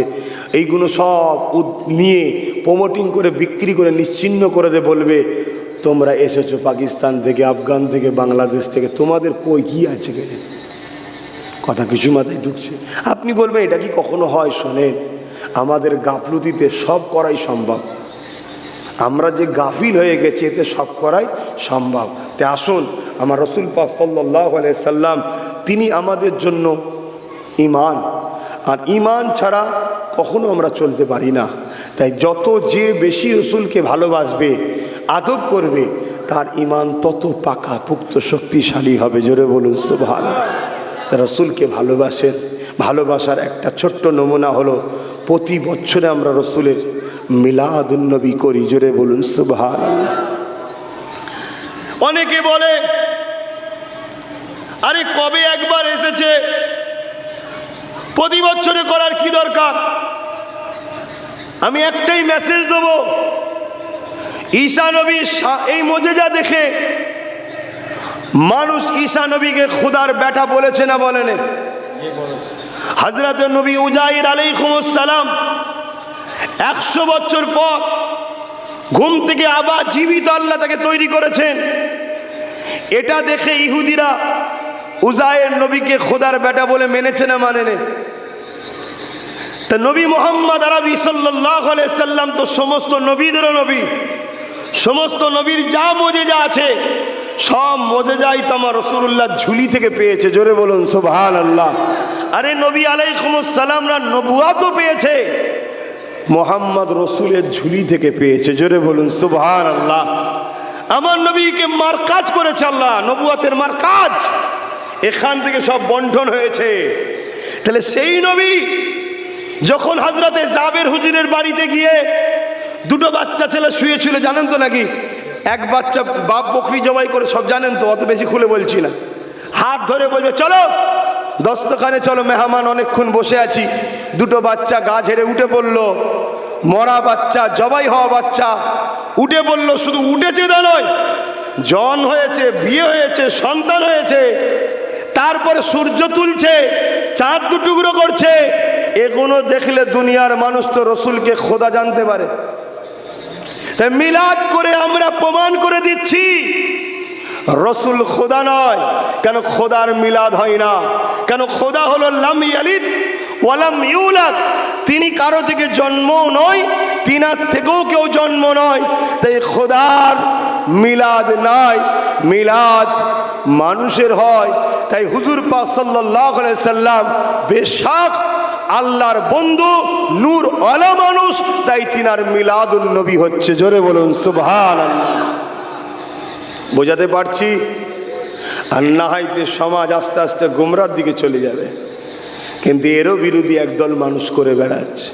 যাক, আল্লাহ আমাদেরকে হিদায়েত করেন, সঠিক পথে চলার তৌফিক দান করে। বলুন আল্লাহুম্মা আমিন।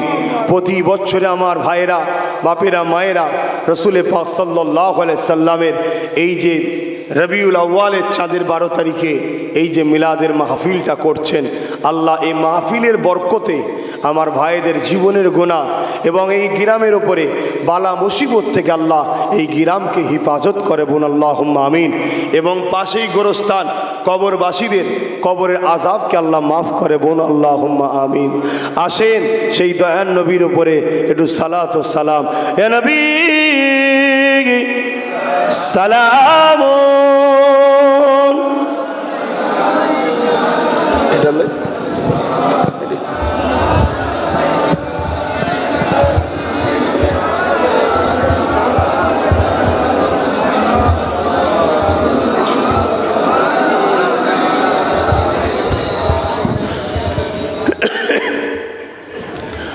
আমরা দরুদ বসে দিই, সালাম দাঁড়িয়ে দিই।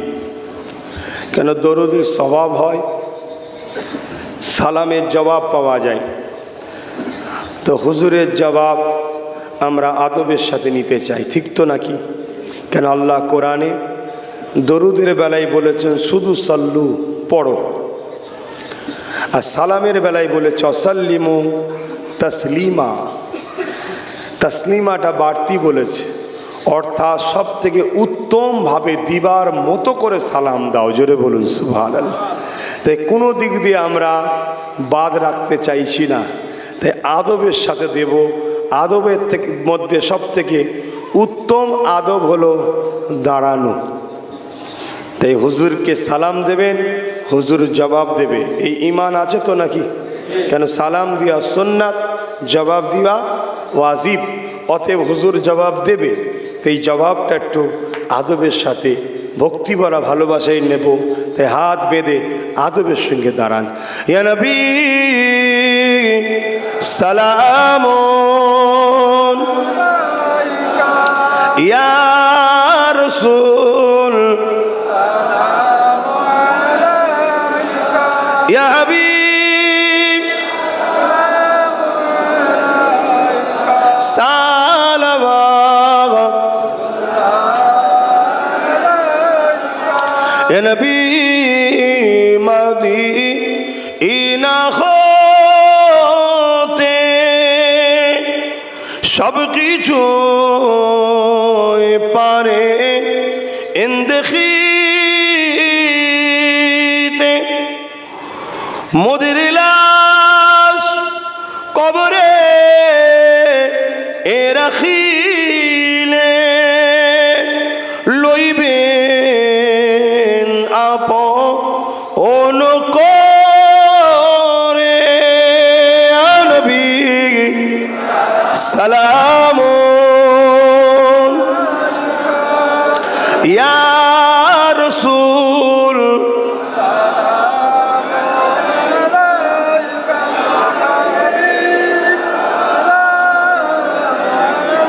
সালাওয়াতুল্লাহ।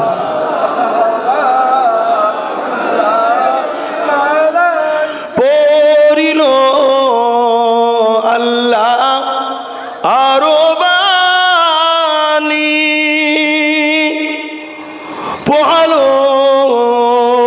দুঃখে এর রজনী,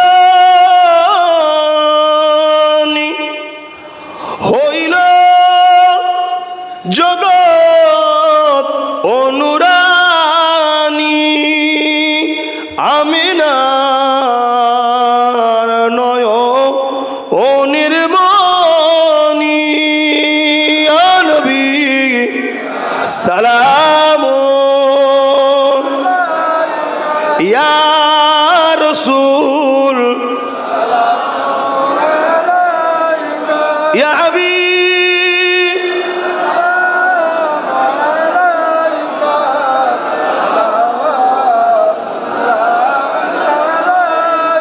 কঠিন হাসরের দিনে কি আছে মোদের এ কপালে, গুনাহগার উম্মাহ আত আপনার লইবেন সঙ্গে এ মাহশরে। নবী সালামুন, ইয়া রাসূল ইয়া হাবিব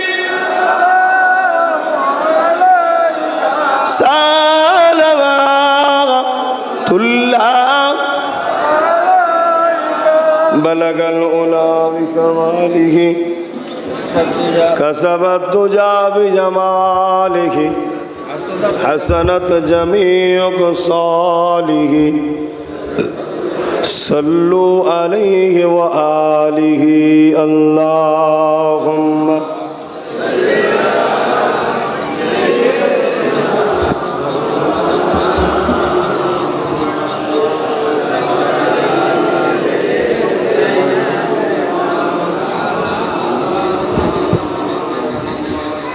रहमत बरस रही है दरबार मुस्तफा में, रहमत बरस रही है दरबार मुस्तफा में, बिन मांगे मिल रहा है दरबार मुस्तफा में। रहमत बरस रही है दरबार मुस्तफा में। उन पर दुरूद हरदम, उन पर सलाम हरदम, उन पर दुरूद हरदम, उन पर सलाम हरदम, हर एक पर रहा है दरबार मुस्तफा में, हर एक पर रहा है दरबार मुस्तफा में। रहमत बरस रहा है दरबार मुस्तफा में। आंसू जो बह रहे हैं सब हाल कह रहे हैं, आंसू जो बह रहे हैं सब हाल कह रहे हैं। लब कौन खोलता है दरबार मुस्तफा में, लब कौन खोलता है दरबार मुस्तफा में। बिन मांगे मिल रहा है दरबार मुस्तफा में। रहमत बरस रहा है दरबार मुस्तफा में। सीने पे हाथ रख के मैं दिल को ढूंढता हूँ, सीने पे हाथ रख के मैं दिल को ढूंढता हूँ, दिल मुझको ढूंढता है दरबार मुस्तफा में। दिल मुझको ढूंढता है दरबार मुस्तफा में। रहमत बरस रहा है दरबार मुस्तफा में। अल्लाहुम्मा सल्ली अला सय्यिदिना मौलाना मुहम्मद वला आली सय्यिदिना।